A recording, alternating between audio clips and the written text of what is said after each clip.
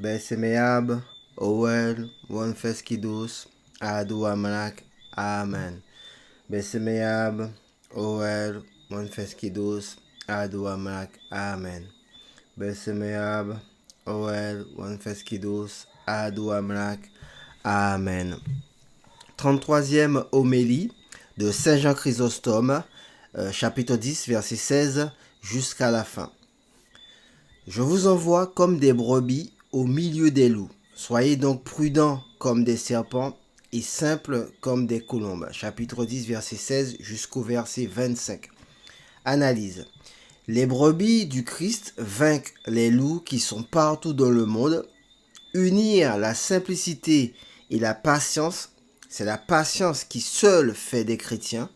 La constance et fermeté des apôtres, que les philosophes les plus fameux sont loin d'égaler les apôtres, ferveur initiale et persévérance finale, que la souffrance des premiers chrétiens devrait confondre notre mollesse, qu'il faut se préparer aux grands mots par les petits, vertu de Job égale à celle des apôtres. Nous avons vu, mes frères, que Jésus-Christ a assuré ses disciples qu'ils ne manqueraient de rien, qu'il leur a ouvert les maisons de tous les fidèles, qu'il leur a prescrit, même avec combien de modération et de retenue, ils y devaient entrer non comme des vagabonds et des mendiants, mais comme des hommes graves qui venaient obliger ceux qui les recevaient et qui étaient même fort au-dessus d'eux.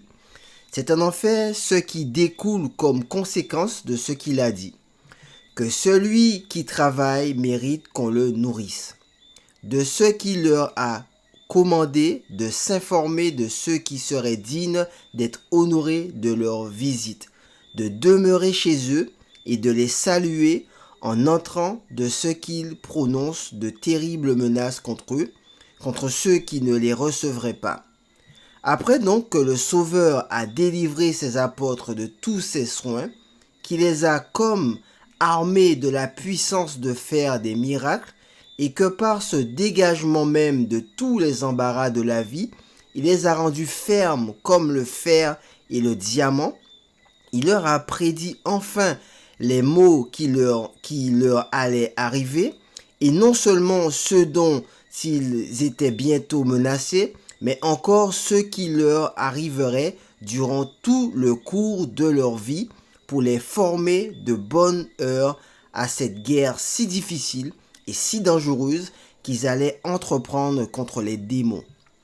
Ces prédictions leur étaient extrêmement utiles, car premièrement, elles faisaient voir la toute-puissance de celui à qui l'avenir était présent. Secondement, elles empêchaient qu'on ne pût attribuer les maux que souffriraient les apôtres à la faiblesse et à l'impuissance de leur maître. En troisième lieu, elles prévenaient les troubles où ils auraient pu tomber s'ils avaient été surpris de ces afflictions contre leur attente. En effet, elles les disposaient à ne pas s'étonner lorsque Jésus-Christ leur prédirait sa mort quand ils seraient sur le point de la souffrir. Car ils furent étonnés alors, et Jésus-Christ même leur fait ce reproche: parce que je vous ai dit ces choses, la tristesse a rempli vos cœurs, et personne de vous ne me demande où allez-vous? Il ne leur parle point encore ici de lui-même. Il ne leur dit point qu'ils seraient liés, qu'ils seraient flagellés et qu'ils seraient attachés en croix, ce qui sans doute les aurait extraordinairement troublés. Mais il leur prédit seulement les maux qui leur devaient arriver. Il leur fait voir ensuite combien la guerre à laquelle il est destiné était nouvelle et comme la manière même de combattre serait tout à fait extraordinaire. Il leur avait déjà dit qu'il les envoyait sans armes, n'ayant qu'une robe, sans souliers, sans bâton, sans bourse, sans vivres, et leur commandant de manger chez eux, chez ceux qui les recevaient. Mais il va encore plus loin, et pour leur montrer son ineffable puissance, il dit: allez ainsi, et néanmoins montrez-vous doux comme des brebis, et cela lorsque c'est contre des loups, je vous envoie, et non seulement contre des loups, mais au milieu des loups. Outre la douceur des agneaux, il leur commande encore d'avoir la simplicité de la colombe. C'est ainsi, leur dit-il, que je signalerai ma toute-puissance lorsque les agneaux se trouvant au milieu des loups et étant déchirés par leurs morsures cruelles, non seulement les agneaux ne céderont pas aux loups, mais qui changeront même les loups en agneaux.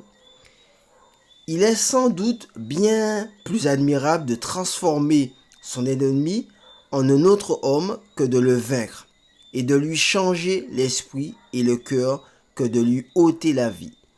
Mais ce qui est encore plus étrange, c'est qu'il n'envoie que 12 agneaux pour s'assujettir toute la terre qui était pleine de loups.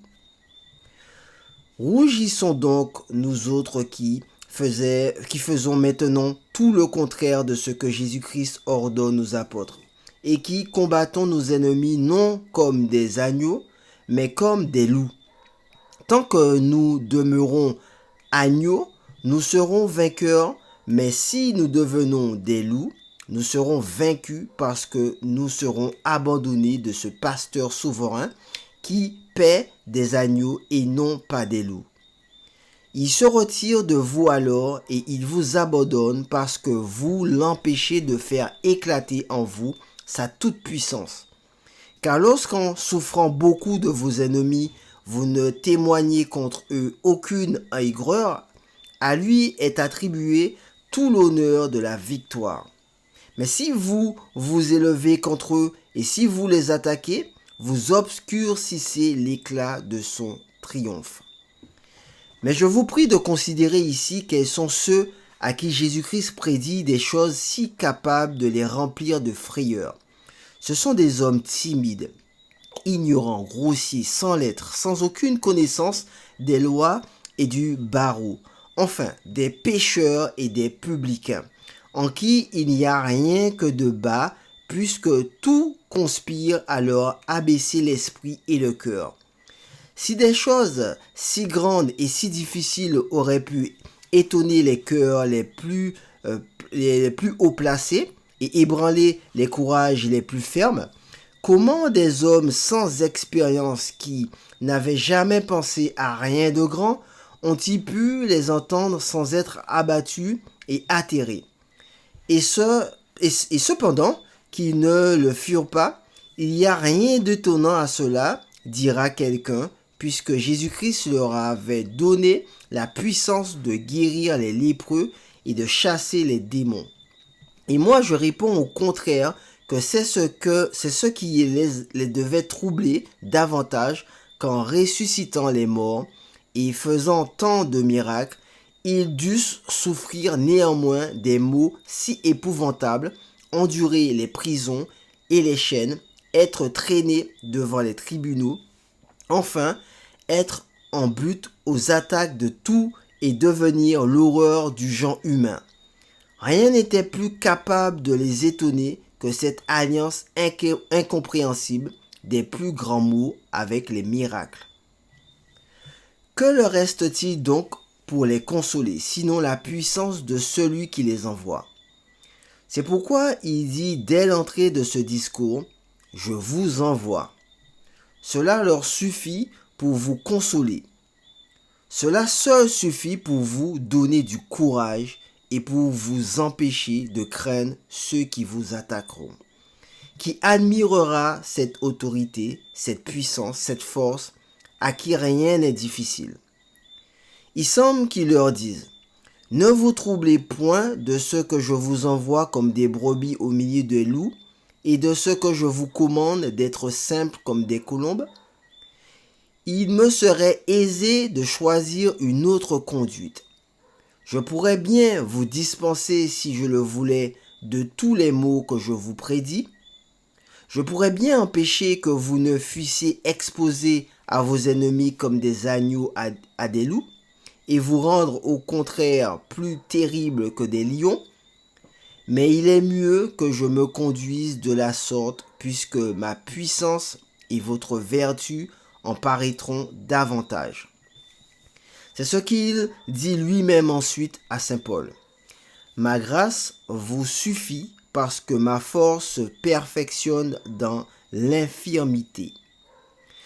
C'est donc moi, leur dit-il, qui ai voulu vous rendre ainsi doux comme des agneaux. Car lorsqu'il leur dit « Je vous envoie comme des brebis », il leur donne ceci à entendre. Ne vous laissez point abattre, car je sais très certainement que c'est principalement par cette douceur que vous serez invincibles à tous les efforts de vos ennemis. Et voulant ensuite que ces apôtres fissent tout ce qui dépendait d'eux-mêmes sans se négliger, comme si tout devait venir de la grâce ou qu'on pût recevoir la couronne sans l'avoir justement mérité, il ajoute « Soyez donc prudents comme des serpents et simples comme des colombes. » Mais quel avantage tirerons-nous de toute notre prudence parmi de si grands périls? Comment pourrons-nous appliquer notre raison et notre jugement au milieu de cette tempête?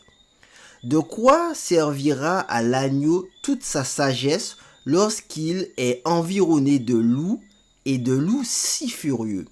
De quoi servira à la colombe d'être simple lorsqu'elle est assaillie de tant de vautours? Il est vrai que cela est inutile dans ces animaux, mais vous en retirerez, vous autres, de grands avantages. Il veut que la prudence qu'il demande de ses apôtres soit une prudence de serpent. Car comme le serpent abandonne tout son corps pour conserver sa tête, ainsi abandonnez tous vos biens, votre corps et votre vie même, s'il est besoin, pour conserver votre foi. Elle est votre tête, elle est votre racine. Conservez-la seule et quand vous auriez tout perdu, tout refleurira avec plus d'abondance et vous recouvrerez tout avec plus de gloire. C'est pourquoi il ne leur commande point séparément ou d'être simple ou d'être prudent, mais il allie ensemble ces deux qualités afin qu'unies l'une à l'autre, elles deviennent des vertus. Il demande une prudence de serpent afin que pour sauver votre tête, vous exposiez tout le reste et une simplicité de colombe afin que vous ne vous vengez point de ceux qui vous font injure et que vous ne désireriez point la punition de ceux qui vous dressent des pièges pour vous perdre. Car toute la prudence du serpent serait inutile si elle n'était accompagnée de cette douceur de la colombe. Quelqu'un me dira peut-être, qu'y a-t-il de plus pénible que de ce précepte? Ne suffit-il pas de souffrir tout le mal qu'on veut nous faire? Non, répond Jésus-Christ. Cela ne vous suffit pas, mais je vous défends encore de ressentir la moindre aigreur. Et c'est en cela que je veux que vous ayez la simplicité de la colombe. N'est-ce pas, mes frères, la même chose que si quelqu'un, jetant un roseau dans le feu, non seulement lui défendait de brûler, mais lui commandait même d'éteindre le feu? Cependant, ne nous troublons point. L'événement a justifié la sagesse de ce précepte. On l'a vu accompli parfaitement. Les apôtres ont effectivement été sages comme des serpents et simples comme des colombes, non en changeant de nature, mais en demeurant toujours des hommes semblables à nous. Que personne donc ne croit que ces commandements de Jésus-Christ soient impossibles. Personne ne connaît mieux le véritable état des choses que celui-là même qui donne ses lois. Il sait parfaitement que l'audace ne s'abat point par l'audace et qu'elle ne cède qu'à la douceur. Si vous désirez de savoir comment ce précepte a été accompli, lisez les Actes des Apôtres. Vous y verrez combien de fois, lorsque le peuple juif se levait furieux contre les apôtres et qu'il aiguisait déjà ses dents comme une bête fauve, ils se sont sauvés de sa rage en imitant la douceur de la colombe. Vous verrez que c'est en répondant avec une grande modération qu'ils ont apaisé la colère, éteint la fureur, arrêté l'emportement. Lorsque les Juifs leur dirent « Ne vous avons-nous pas commandé très expressivement de ne point parler au peuple et de ne le point enseigner en ce nom ?» Au lieu qu'ils pouvaient se justifier par une infinité de miracles, ils ne font et ne disent rien qui puisse témoigner la moindre aigreur, mais ils répondent avec une souveraine modération. Jugez vous-même, s'il est juste que nous vous écoutions plutôt que Dieu. Vous voyez dans ces paroles la douceur et la simplicité de la colombe. Voyez maintenant la prudence du serpent. Car nous ne pouvons pas ne point dire de ce que nous avons vu et que nous n'avons entendu. Considérez donc, mes frères, combien nous devons être sur nos gardes, afin que, d'un côté, nous ne soyons point abattus par les dangers et que de l'autre, nous ne soyons point emportés par la colère. C'est dans cette vue que Jésus-Christ leur dit, « Mais donnez-vous de garde des hommes, car ils vous feront comparaître devant l'assemblée de leurs magistrats, et ils vous feront fouetter dans leur synagogue. Et vous serez menés à cause de moi devant les gouverneurs et devant les rois, afin que ce leur soit un témoignage tant à eux qu'aux gentils. » Il les avertit encore ici d'être sur leur garde et de se préparer à tout en ne leur promettant que des mots, en permettant aux hommes de les affliger pour nous apprendre qu'on ne peut vaincre qu'en souffrant et que c'est la patience qui nous couronne. Il ne leur dit point « Combattez contre eux et résistez à ceux qui vous attaqueront. » Il leur prédit seulement qu'ils souffriront les dernières extrémités. Qui peut assez admirer d'un côté la puissance du maître qui parle et de l'autre la vertu des disciples qui l'écoutent? Car ne dit-on pas s'étonner comment de pauvres gens, accoutumés à la pêche et qui ne connaissent que leur filet et le lac où ils pêchaient, ne se sont pas retirés aussitôt qu'ils ont entendu ces paroles, comme ils n'ont point dit en eux-mêmes. De quel côté fuirons-nous à l'avenir? Tous les tribunaux sont déclarés contre nous. Tous les souverains nous persécutent. Les princes des prêtres sont nos ennemis. Les synagogues nous haïssent. Les Juifs et les gentils, les princes et les peuples sont unis et conspirent tous ensemble contre nous. Vous ne nous parlez plus seulement de la Judée, vous nous dites que nous serons menés devant les gouverneurs et devant les rois.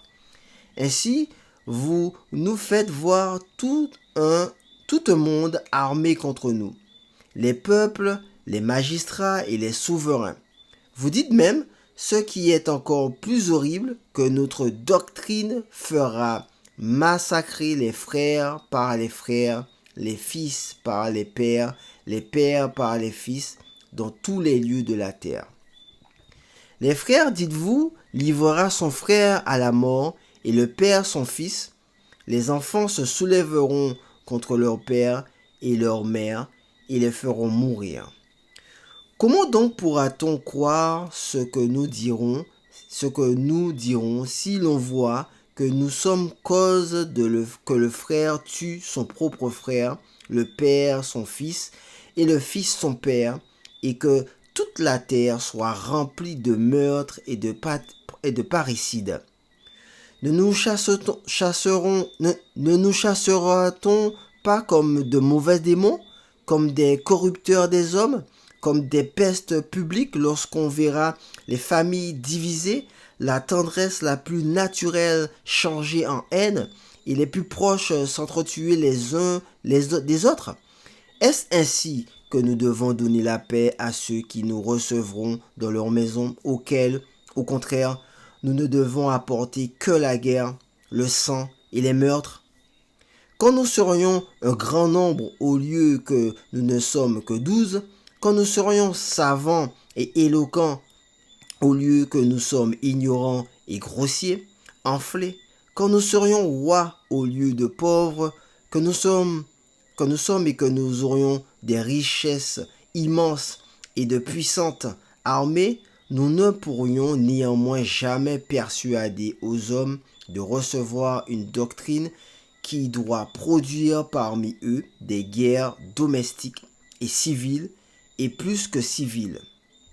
Enfin, quand nous mépriserons notre propre vie comme vous nous le commandez, que gagnerons-nous après tout cela pour acquérir quelques créances dans l'esprit des hommes? Les apôtres ne pensent et ne disent rien de semblable.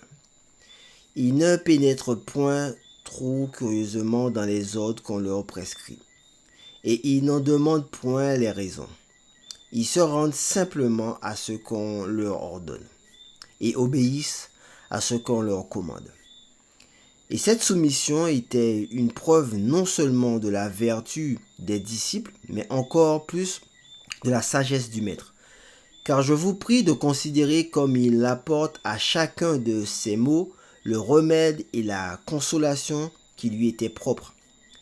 Il dit d'abord contre ceux qui ne les recevaient pas, que le peuple de Sodome et de Gomorrhe endurerait des maux plus supportables que la ville qui les rejetterait. Après qu'il leur a dit qu'ils seraient menés devant les tribunaux des juges et devant les rois, il ajoute aussitôt, à cause de moi, pour leurs êtres en témoignage ainsi qu'aux gentils, voilà une grande consolation de souffrir pour Jésus-Christ et pour servir de témoignage à l'égard de ceux-mêmes qui nous font souffrir. Car lorsque Dieu a entrepris une chose, il la fait réussir infailliblement et il l'exécute lui-même, quoique par des voies inconnues à tous les hommes. Ces paroles consolaient les apôtres non parce qu'ils désiraient de voir leur ennemi puni, mais parce qu'elles leur donnaient la confiance de trouver Dieu présent partout, lui qui savait tout et qui leur avait tout prédit, et en même temps parce qu'ils souffriraient comme des ministres de Dieu et non comme des méchants et des criminels. Ce qu'il leur dit ensuite est encore un sujet de grande consolation. Lorsqu'ils vous livreront au juge, ne vous mettez point en peine. Comment vous leur parlerez ni de ce que vous leur devez dire? Car ce que vous leur devez dire vous sera donné à l'heure même. Ce n'est pas vous qui parlez, mais c'est l'Esprit de votre Père qui parle en vous. Il veut leur ôter tout sujet de dire. Comment pourrons-nous leur persuader ce que nous leur prêcherons lorsque notre doctrine produira de si étranges effets? C'est pourquoi il leur ordonne d'attendre de lui ce qu'ils devront répondre pour se défendre.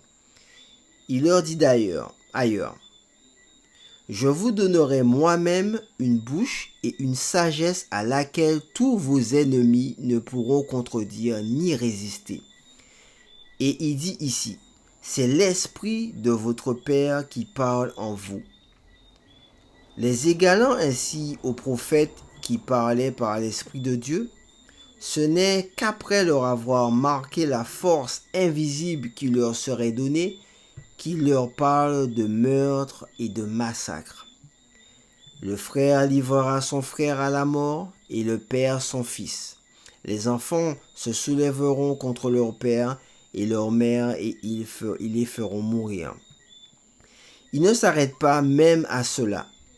Il dit des choses plus horribles qui pouvaient ébranler des cœurs de marbre et de diamant. Vous serez, dit-il, haïs de tous les hommes.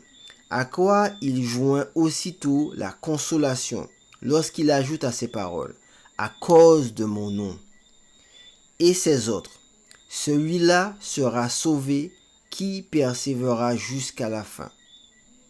D'ailleurs, rien n'était si propre à les consoler que de savoir que leur prédication serait si puissante qu'elle rendrait les hommes capables de rompre toutes les liaisons de la parenté et du sang et de mépriser tout ce qu'il y a de plus aimable ou de plus redoutable dans la vie. C'est comme si Jésus-Christ leur disait: qui pourra vous vaincre si vous surmontez la nature même et si elle est contrainte de céder à la vertu de vos paroles, quelques absolues qu'elles soient d'ailleurs sur l'esprit des hommes. Cependant, n'espérez pour cela que votre vie en soit plus tranquille et plus assurée. Vous aurez pour ennemis tous les hommes, et vous serez comme en but à la haine et à l'aversion de toute la terre. Où est maintenant ce Platon si célèbre parmi les païens? Où est ce Pythagore? Où sont les stoïciens ensemble?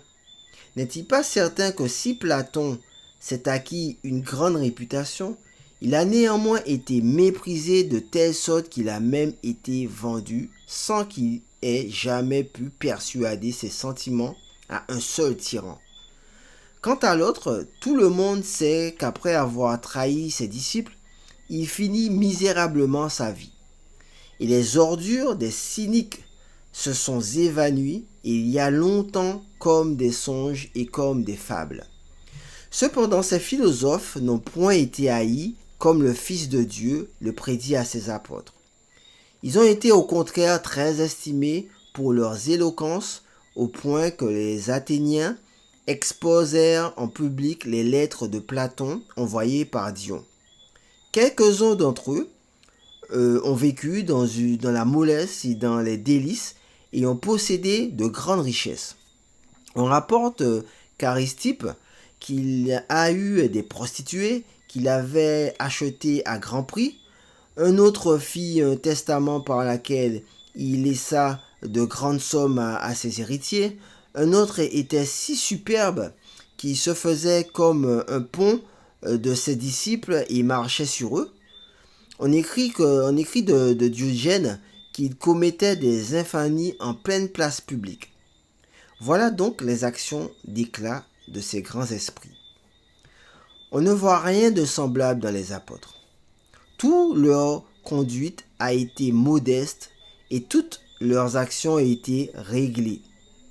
Ils ne sont pas tombés dans le vice et ils ont déclaré une guerre mortelle. Ils ont entrepris d'établir dans toute la terre le règne de la vérité et de la piété.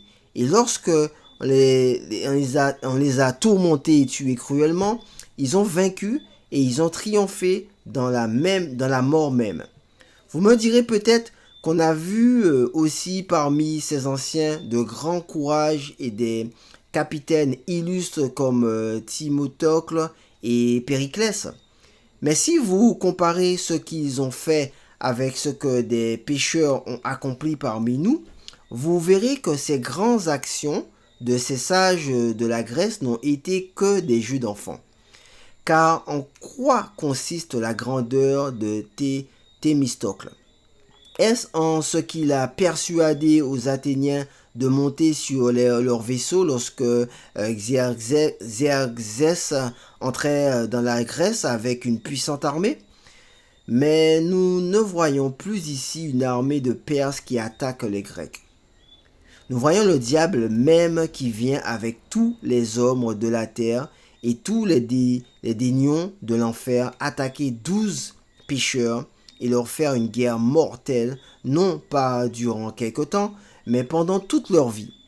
Cependant, ces 12 hommes ont soutenu ses efforts. Ils sont demeurés vainqueurs, non en tuant leurs ennemis, mais ce qui est plus admirable, en les convertissant, en leur faisant changer de vie.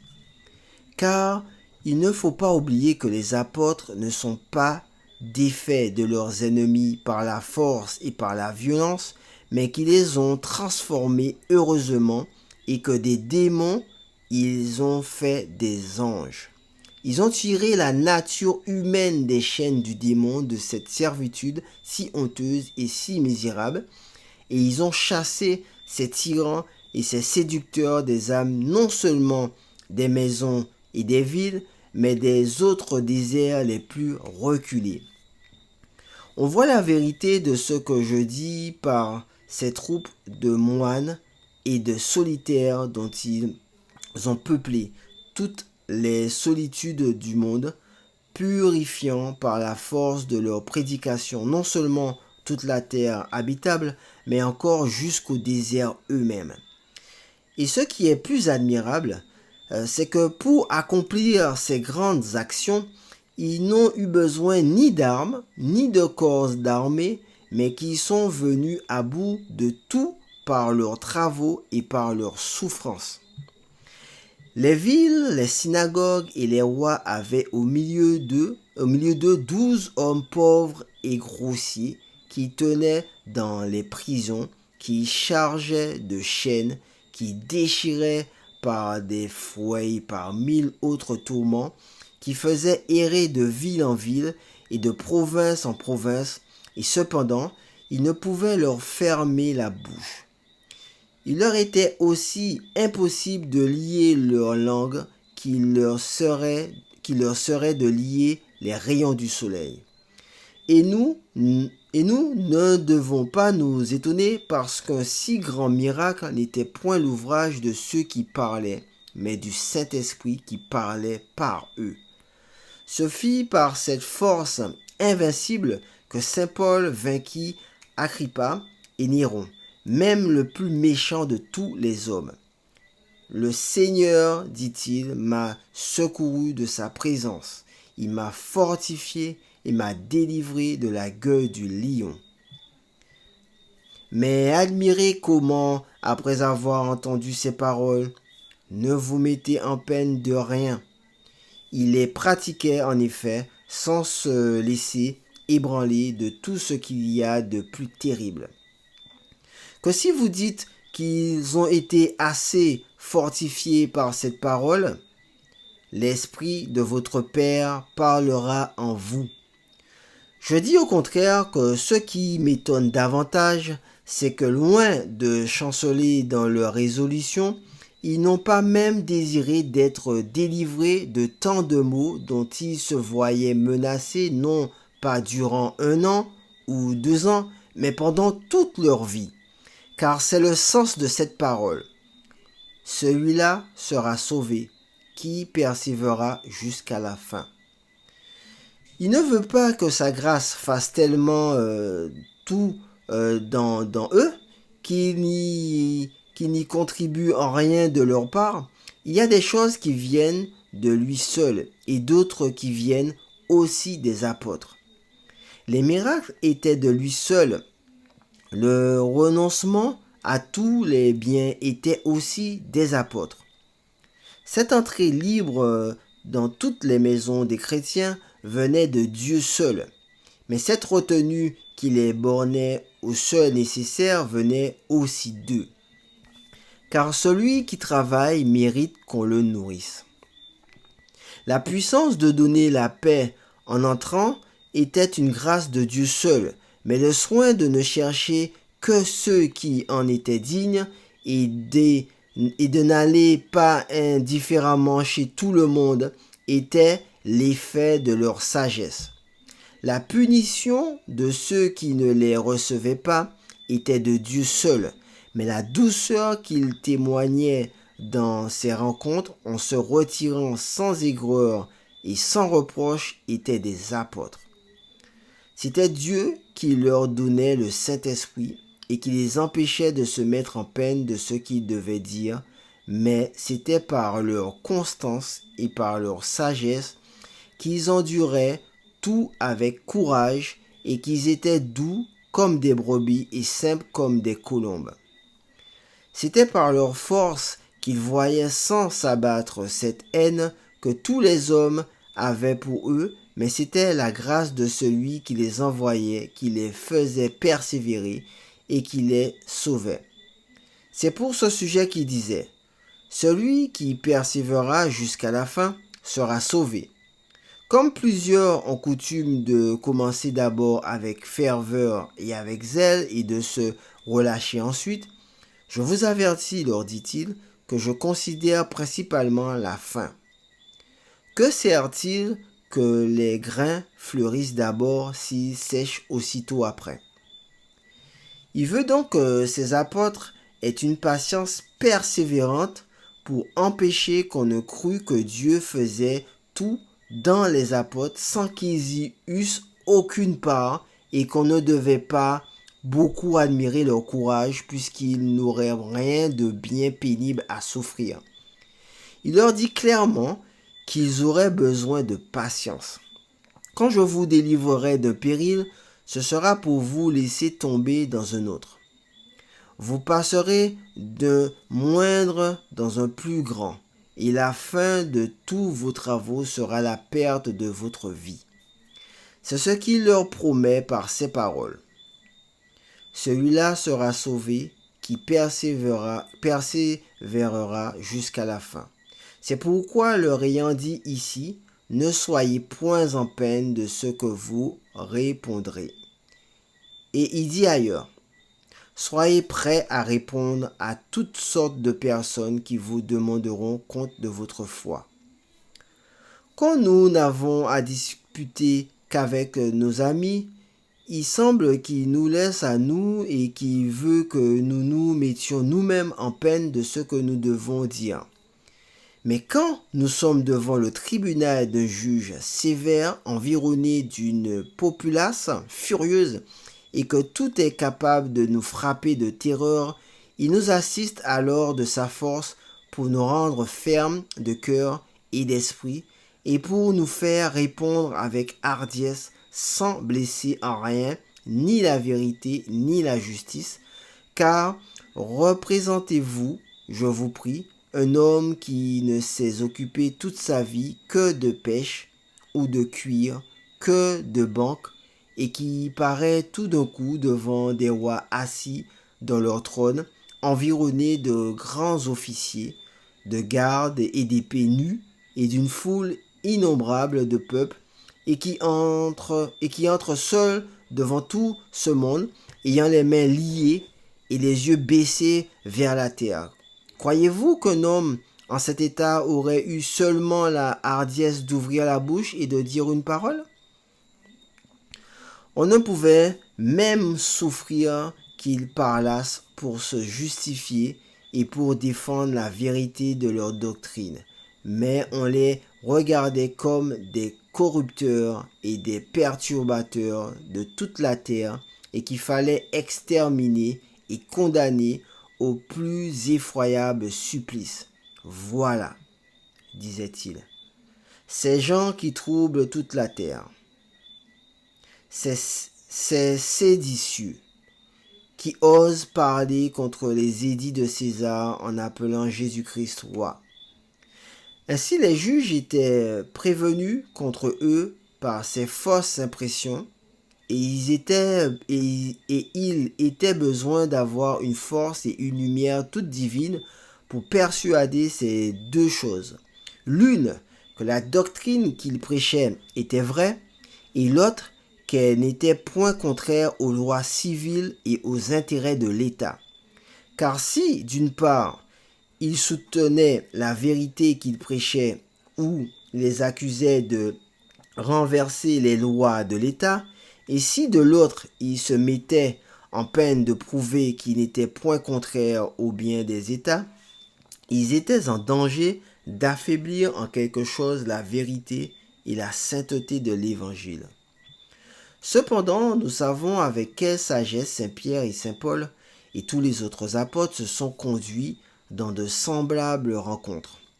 On laisse accuser partout contre des factueux comme des gens qui voulaient introduire des nouveautés par des intrigues et par des cabales, et néanmoins non seulement ils se sont purgés de toutes ces fausses accusations, mais ils ont même donné des impressions toutes différentes de leur conduite, et tout le monde a reconnu qu'ils étaient les sauveurs de la terre, les bienfaiteurs et les pères communs de tous les hommes, et ils se sont acquis cette réputation par leurs longs travaux et par une extrême patience. C'est pourquoi Saint Paul disait de lui-même qu'il mourait chaque jour. Je meurs tous les jours, dit-il. Et ainsi sa vie n'a été qu'une souffrance et une mort continuelle. Après cela, mes frères, comment pouvons-nous nous excuser d'avoir de si grands exemples et de vivre dans une mollesse criminelle lorsqu'il nous serait si aisé de servir Dieu dans la paix de son Église? Nous nous laissons tuer sans que personne nous fasse la guerre. Nous mourons sans qu'aucun ennemi nous persécute. Dieu nous commande de nous sauver. Nous sommes en pleine paix et nous ne le pouvons faire. Les apôtres, voyant toute la terre en feu, se jetaient au milieu des flammes et en retiraient tout ce qui brûlait. Nous sommes, nous autres, dans le plus grand calme du monde et nous ne pouvons nous sauver nous-mêmes. Après cela, quelle excuse nous restera-t-il? Nous ne sommes plus menacés ni de prison ni de chaînes. On ne parle plus ni de fouet ni de torture. Les princes et les synagogues ne fulminent plus d'arrêt contre nous. Tout est changé maintenant. Nous dominons et nous régnons puisque nous avons des princes fidèles et religieux. Le nom chrétien est en vénération et en honneur, et ceux qui en font profession sont dans les magistratures et dans les premières charges. Et cependant, nous nous laissons vaincre au milieu de cette paix. Les apôtres et leurs disciples, alors battus de verges et tourmentés de mille manières, faisaient leur délice de leur tourment. Et nous qui ne souffrons pas aujourd'hui le moindre mal, nous sommes plus mous que de la cire. Mais, me direz-vous, les apôtres faisaient des miracles? Mais leurs miracles les empêchaient-ils de souffrir les fouets, les prisons et les bannissements? Est-ce qu'il y a d'étrange? C'est précisément qu'ils étaient si cruellement traités par ceux qui recevaient leurs bienfaits et qui ne se troublaient point de cette ingratitude et qui recevaient sans s'étonner de si grands maux au lieu des grands biens qu'ils avaient faits. Vous, au contraire, si vous avez rendu à quelqu'un le moindre service et qu'ensuite il vous désoblige en quelque chose, vous entrez dans le trouble. Vous avez l'esprit aigri et agité, et vous vous repentez du bien que vous lui avez fait. Que serait-ce s'ils arrivaient ce que je prie Dieu de ne pas permettre? Que serait-ce, dis-je, s'ils arrivaient quelques persécutions dans l'Église? Quel désordre ne verrait-on pas, et à quelle confusion ne serions-nous pas exposés? Car où est le fidèle qui pourrait combattre, puisque personne ne s'exerce avant le combat? Quel est l'athlète qui puisse vaincre son adversaire et remporter le prix aux Jeux Olympiques si dès sa jeunesse il ne s'est formé dans l'art de la lutte? Ne devrions-nous pas courir tous les jours dans la carrière de la foi et combattre tous les jours? Ne voyez-vous pas que les athlètes qui n'ont pas d'antagonistes se servent d'un sac plein de sable pour faire ainsi l'essai de leur force, et que les plus jeunes d'entre eux s'exercent contre d'autres plus robustes? pour se préparer à un combat véritable? Imitez-les, vous qui êtes les athlètes de Jésus-Christ. Exercez-vous dans les combats de la piété et de la sagesse. Nous trouvons tous les jours, des personnes qui nous portent à l'aigreur et à la colère et qui allument en nous le feu de nos passions. Résistez à ces ennemis invisibles. Supportez ces peines de larmes pour vous rendre plus supportables celles du corps. Si le bienheureux Job ne se fût ainsi exercé avant le combat, il n'eût jamais témoigné dans l'occasion une patience si inimitable. S'il ne se fût longtemps étudié à étouffer tous les murmures et les ressentiments dans son cœur, il eût sans doute dit quelques paroles déréglées lorsqu'il se vit tout d'un coup accablé de tant de maux. Mais parce qu'il s'était acquis d'une grande force en s'accoutumant à tout souffrir, il ne put être abattu ni par la perte de tous ses biens, ni par la mort si soudaine de tous ses enfants, ni par la fausse compassion de sa femme, ni par les plaies horribles de tout son corps, ni par les reproches de ses amis, ni par les insultes de ses domestiques. Que si vous désirez de savoir quels furent les exercices par lesquels il se prépara à ce grand combat, écoutez jusqu'à quel point il témoigne lui-même qu'il méprisait les richesses. Vous savez, Seigneur, dit-il à Dieu, si je me suis réjoui d'avoir de grands biens, si j'ai regardé l'or comme mon appui, et si j'ai mis ma confiance dans les pierres précieuses, ainsi il ne se troubera point d'être devenu pauvre parce qu'il n'avait point eu de joie de se voir si riche. Considérez aussi de quelle manière il gouvernait ses enfants. Sa conduite envers eux n'était point molle et relâchée comme la nôtre, ni est pleine de vigilance et d'une sage sévérité.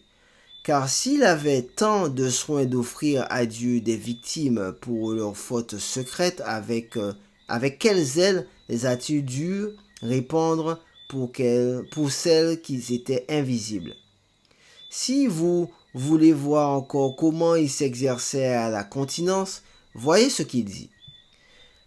J'ai fait un pacte avec mes yeux pour n'avoir pas seulement une pensée d'une vierge. Nous voyons aussi que sa femme ne put abattre son grand courage parce qu'il ne l'aimait que comme un sage doit aimer sa femme. C'est pourquoi j'ai admiré souvent en moi-même comment le démon osa tenter ce saint homme et comment il entreprit même de le vaincre. Lui qui savait que par un long exercice, il s'était élevé jusqu'au comble de la vertu. Mais le démon est comme une bête cruelle. Il est toujours altéré de sang. Il ne se rebute point et il ne désespère jamais de nous perdre. Son opiniâtreté est la condamnation de notre mollesse, puisqu'il ne désespère jamais de nous perdre au lieu que nous désespérons au contraire si aisément de nous sauver. Mais considérez encore comment ce saint homme se préparait aux maux du corps et aux plaies horribles dont il fut frappé. Comme il n'avait rien à souffrir en lui-même, parce qu'il vivait dans les richesses, dans l'abondance de toutes choses et dans la magnificence, il arrêtait ses yeux sur les misères des autres. Et c'est ce qui lui fait dire: le mal que je craignais m'est arrivé, et les afflictions que je considérais avec frayeur sont tombées sur moi. Et ailleurs, j'ai répandu des larmes sur toutes les personnes affligées, et j'ai soupiré quand j'ai vu un homme dans la misère. C'est là ce qui l'a rendu invincible dans la douleur et invulnérable à tous les traits du démon.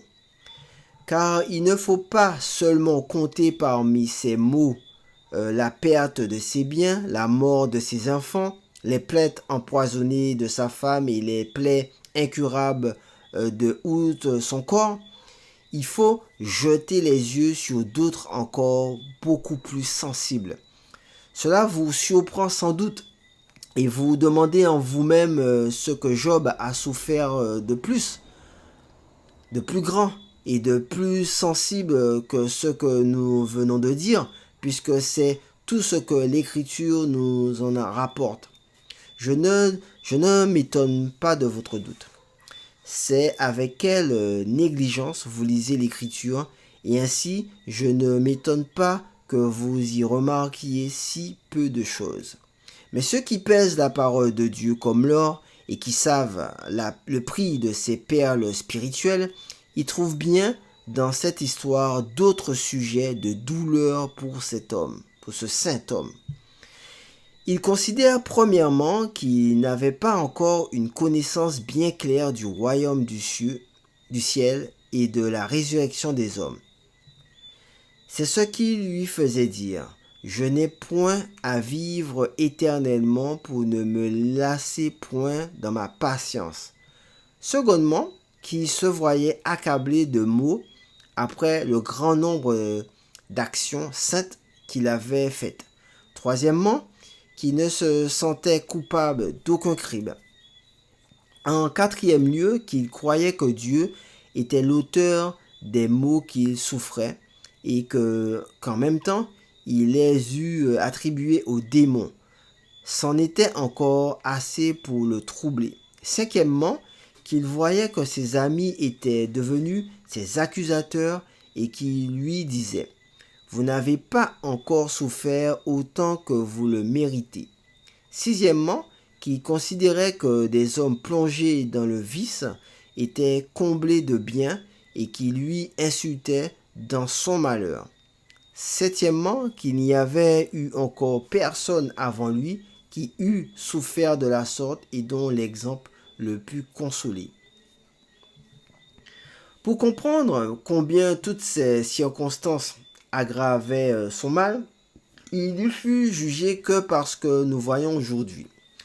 Car encore, nous croyons maintenant avec tant d'assurance au royaume des cieux et à la résurrection de la chair que nous sentions coupables de tant de péchés, que nous ayons tant de grands exemples et tant de modèles excellents de toutes sortes de vertus. Cependant, s'il nous arrive de perdre quelques argents que peut-être nous avons volés, ce seul mal, sans être accompagné ni des reproches d'une femme, ni de la mort d'un enfant, ni des accusations de l'ennemi, ni des insultes de domestiques, lorsqu'au contraire beaucoup de choses pourraient et devraient l'adoucir, ne laisse pas de nous être insupportables et de nous rendre la vie odieuse.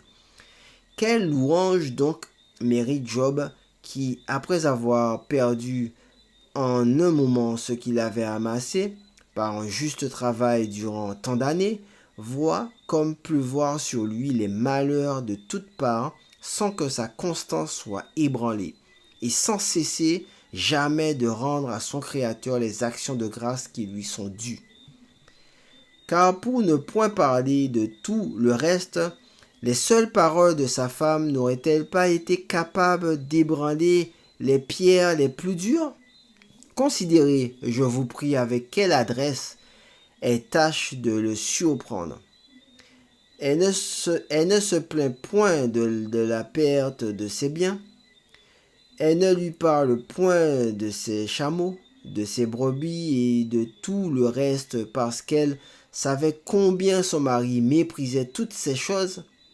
Elle s'arrête à la mort de ses enfants, qui pouvait le plus le toucher.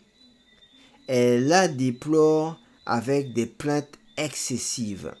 Elle l'exagère autant qu'elle peut.